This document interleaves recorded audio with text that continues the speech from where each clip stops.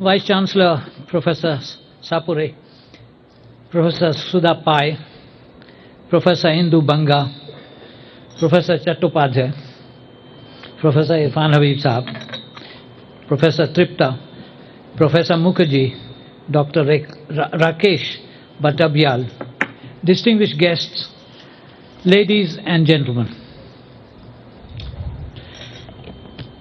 It is unusual, if not sacrilegious, to invite a person who does not have history bred in his bones to a conclave of men and women steeped in the intricacies of a much talked about but inadequately understood human pursuit that dwells on the past and seeks to enlighten or confound the present. I therefore deem it a great privilege to be invited by the Indian History Congress to inaugurate its 75th session. I felicitate the Congress on reaching this landmark. My own academic discipline in the distant past was political science, and I do recall Professor John Seeley's jingle, well known in my time and presumably not forgotten today, that history without political science has no fruit, and political science without history has no roots. In more recent times, and for professional reasons, I came to value Winston Churchill's aphorism, study history, in history lies all the secrets of statecraft. Historians at all times have endeavored, as Herodotus put it, to preserve from decay the remembrance of what men have done. Historians have dwelt on the facts of the past and sought to make implicit or explicit judgments about those facts. Not to be ignored is a mid-19th century caution that historians have been seduced from truth not by their imagination but by their reason, pursuant to the impulse of distorting facts to suit general principles. Equally hazardous is the propensity to read the past into the present or the present into the past. So is the temptation to ignore the distinction between memory and history. Memory is based on identification with the past and is unavoidably egocentric, while history is based on its treatment as an external object and not a part of the self. History also cannot be faith-based. The domains of the two exist separately, and conflation does not further the cause of either. To a layperson, a number of questions are unavoidable. What then is history? And with what does it deal? What is the task of the historian? Is history a science or an art or a bit of both? Does it really deal with the past, or does so in the context of contemporary knowledge and imagination? A simple answer is that it is a method of inquiry which deals with what has reportedly happened and not exactly as it happened. It is a narrative of change. It has been suggested that historical objectivity is seen to be not a single idea, but rather a sprawling sets of assumptions, attitudes, aspirations, and antipathies. It is evident that on most, if not all occasions, the narrative is contested. Such contestation, nevertheless, needs to have a basis in fact, demonstrable and logically sustainable.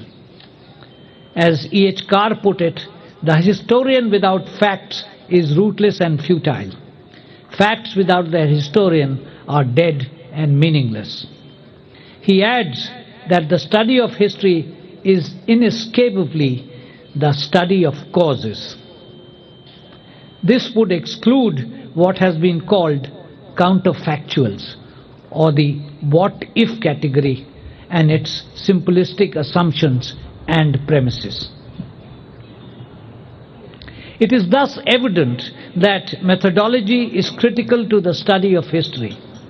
Efforts to curb what has been called intellectual efflorescence through official dicta can only be viewed as undesirable. Furthermore, contestations over the historical past need civility of the discourse to ensure that it does not cross the imperatives of social peace and societal cohesion. Carr also dwelt on history's wider relevance. As he put it, an individual stripped of memory finds the world a confusing place. A society with no sense of history is unaware of where it has come from or where it is going. Is there a more practical relevance to history? To my mind, it helps us know and hopefully learn from the mistakes of the past. Those mistakes relate to frailties in judgment leading to mistakes in statecraft and governance. These, as one historian has put it, could be due to tyranny or oppression, excessive ambition, incompetence or decadence, and folly or perversity. In each, the inability or the unwillingness of society or its ruling establishment to pay heed to reason and realism, to dissenting opinion, and to alternative courses of policy or action led to unfounded certitudes resulting in mistakes. It is for this reason that in every period of the past, beginning perhaps with the 30th century BC Egyptian king Menes, codes for dispensing justice were enunciated. Alongside, manuals were penned for the guidance of rulers. Departures from these and the resulting consequences is what historians have dwelt upon. History writing and history teaching has a contemporary relevance in a more evident sense. We live in a world of nation states, but the idea of a homogeneous nation state is clearly problematic. Diversity is identifiable even in the most homogeneous of societies today. The global scene in modern times has been replete with complexities and tensions of what has been called the national question. Domestic hostilities and licentiousness of private wars in violation of laws, to recapitulate a phrase used by Edward Gibbon in the concluding section of his monumental Decline and Fall of the Roman Empire, are the most potent and forcible causes of destruction. Instances can be found in the 20th century history. In our own country, the sheer diversity of identities, 4,635 communities according to the Anthropological Survey of India, is a terse reminder that the care that needs to be taken while putting together the profile of a national identity. It has, of necessity, to be liberal and accommodative, marked, to quote an eminent scholar, neither by complete homogenization nor by particularism of closed communities. Instead, it is a balance struck by the mutual gravitational pull of disparate sections that make the whole. Our sagacity in building a pluralist structure that have stood the test of over 6 decades stands in contrast to many straitjacket edifices in other societies that came to grief. By the same token, these structures need constant nurturing. It is no longer a matter of debate that history has to be more than narrowly political or economic. The imperative is to make it comprehensive and inclusive of neglected groups in society. These subaltern classes, as Gramsci had pointed out, are not unified, and their history therefore has to be intertwined with that of civil society. It has challenged what has been called the univocability of statist discourse. It has sought to focus on Dalits and gender issues. The methodology of studying these opened up new and enriching vistas of study for historians. The pasture of stupidity, said the great medieval historian Ibn Khaldun, is unwholesome for mankind.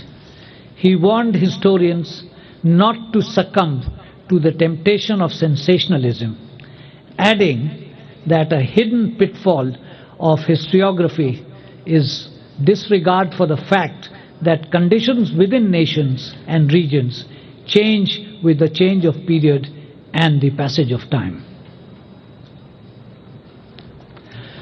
Friends, this Congress of Historians has the traditional 6 sections. Allow me to draw attention to section 4, focused on countries other than India. I wonder if this could read countries and regions other than India.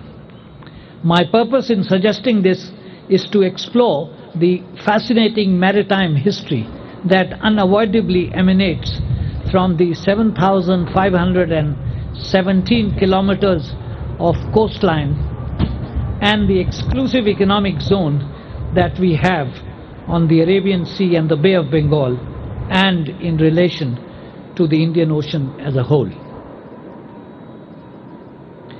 People living in coastal regions have traditionally depended on the sea for their livelihood. They are one with the sea, and the sea is an integral ingredient of their worldview. The maritime people of India are no exception to this, and trading activities of Indians in coastal areas in ancient and medieval periods testify to this. Our culture, wrote a Kutchi scholar some years back, is wet with the sea. Prior to the arrival of the Portuguese in the 16th century in the seas around India, trade in the Indian Ocean was characterized by a group of ports, sometimes in virtual independence of land powers in the hinterland,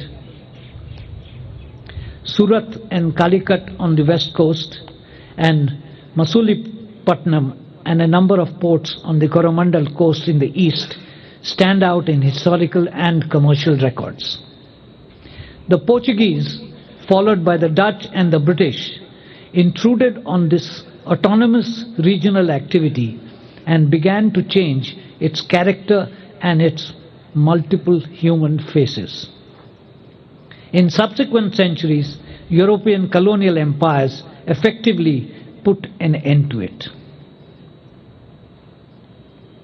Apart from the earlier work of Radha Kumud Mukherjee, the studies conducted by S. Arasaratnam and Ashin Das Gupta in the second half of the last century, and some excellent monographs by Europeans and Australian scholars, sufficient research work on these aspects of our history has yet to be done. A corrective is necessary, more so in the context of the changed regional requirements in the 21st century that necessitate trading and economic cooperation that will come in the wake of the announced Look East and Act East policy of the government. There is also the expectation that a similar approach would be formulated in the foreseeable future for the regions to the west, covering the Arabian Sea, the Persian Gulf, the Red Sea, and the East African region.